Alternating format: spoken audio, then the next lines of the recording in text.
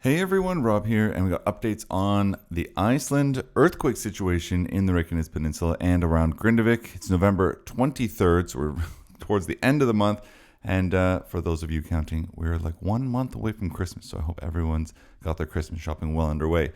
Now, some of the big news is that a reduction in earthquakes has allowed the danger level to lower slightly in the Grindavik area, and giving those who live in Grindavik even more access to their homes. So it's going to be a little bit less than this one person from each house.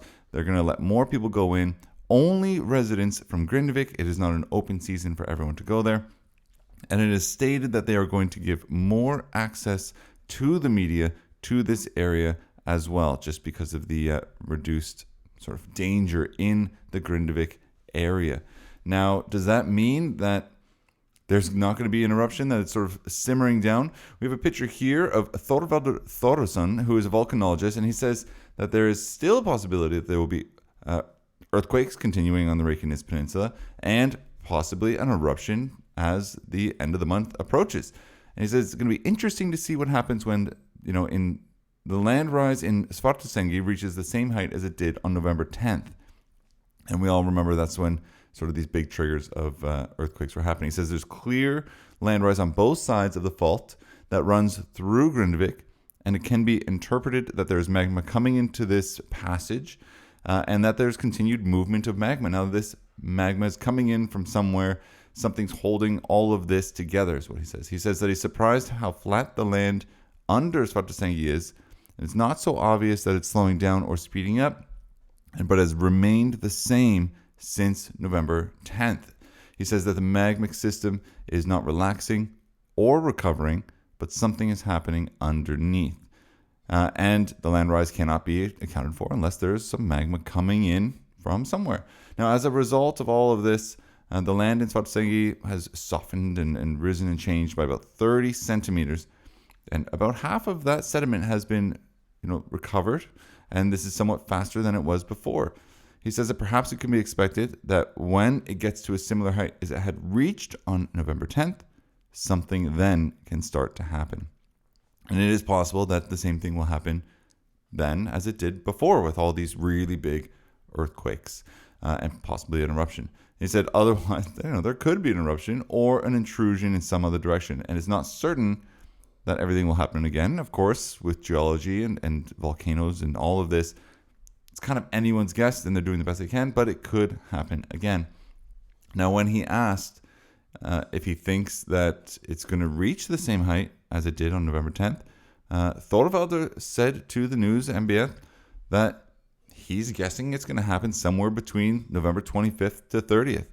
Now, it depends on it keeping the same stream as it has now. And he said maybe closer to the 30th, but he says that it's definitely something that's going to happen. Now, when asked where this magma could run to, he says it's difficult to say, but he thinks that could go in the direction of Elvorp, and it's probably going to do the same thing again. So the drift is decreasing from the south. While there is an inflow from below, it's hard to see anything other than pressure building there, and eventually it will come up if this continues. And I think that's a really important part he's trying to make, is while all of this is going on, anything can happen. Now, he does not rule out that the sequence of events here can simply just end and nothing's going to happen. And he's actually quoted saying, it's like Mother Earth is just like that. There is certain uncertainty in this. And I think that's a really good way of putting it. But again, he's thinking that if things continue, his best guess is that between the 25th and the 30th of November, we will see an eruption of some kind if things continue in the way that he's describing. Now, it's the 23rd, so we got a couple days going from here. So if we're looking at the 25th to 30th, we're looking Saturday until next Thursday. So it'll be very interesting to see what's going on there. Now, taking a look at a new map released from the Meteorological Agency of Iceland.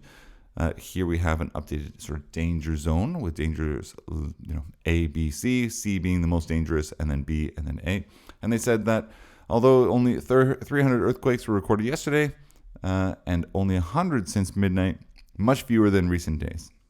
There have also been a reduction in the earthquakes over a magnitude of 2.0, And the weather in Iceland has not been ideal, so it has been really stormy, and they are saying that, it does affect the sensitivity of the system to detect smaller earthquakes with all of this as wind and everything like that. Now, deformation and inflow associated with the magma tunnel, they're saying continues to decrease.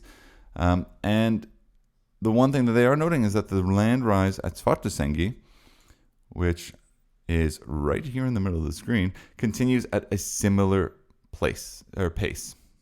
Now, models and calculations based on data from November 21st indicate that the inflow into the magma tunnel is greatest at Sundhögsginka. It's really a difficult Icelandic word to pronounce, but that's where they're saying that it is.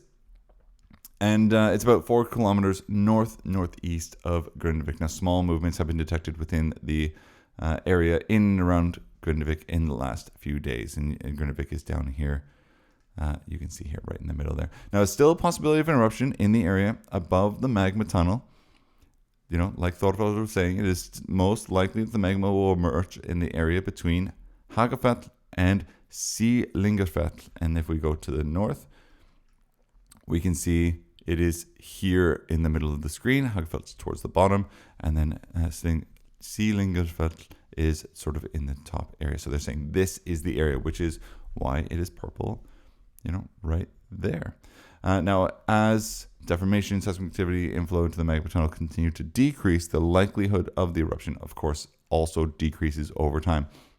Now, based on the latest data, taking into account the development of the activity since November 10th, the probability of a sudden eruption within the town limits of Grindavik has been decreasing every day, and today is considered low. So they're saying that the odds of it erupting within Grindavik is low, not that everything is low. Now, it's going to be assumed that the magma tunnel under Grindavik is partially solidified, which also reduces the likelihood that the magma will suddenly break its way to the surface within the town limits. Now, however, they are saying it should be noted that there is still a possibility of a volcanic eruption over the magma tunnel, and that the most likely area, again, is between Sýlingarfell and Hagafell.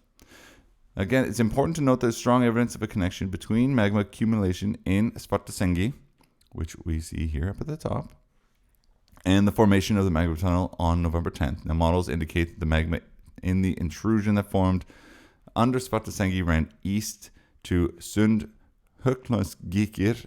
This is such a difficult word, but you can see it's this dotted line here.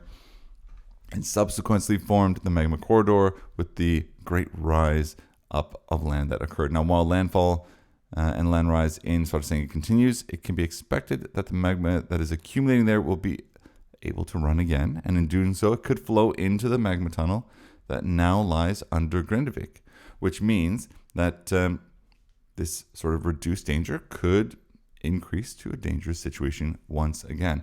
Now, it's also expected that a new magma corridor can form, for example, to the west of Svartsengi. And if we go to the west of that, we can see that there's the Blue Lagoon.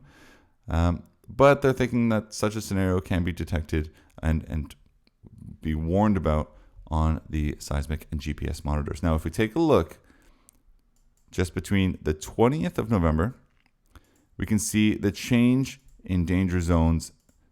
As you can see here, they have basically removed Grindavik, but increased this purple area, which is the most dangerous. So they've increased that area and removed Grindavik from the most dangerous area. So it's very interesting to see.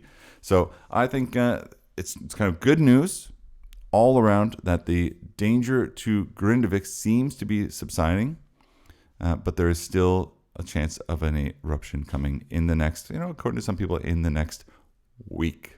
So we will see how it goes, and I will keep you up to date with everything that comes on. Until then, thank you so much for watching.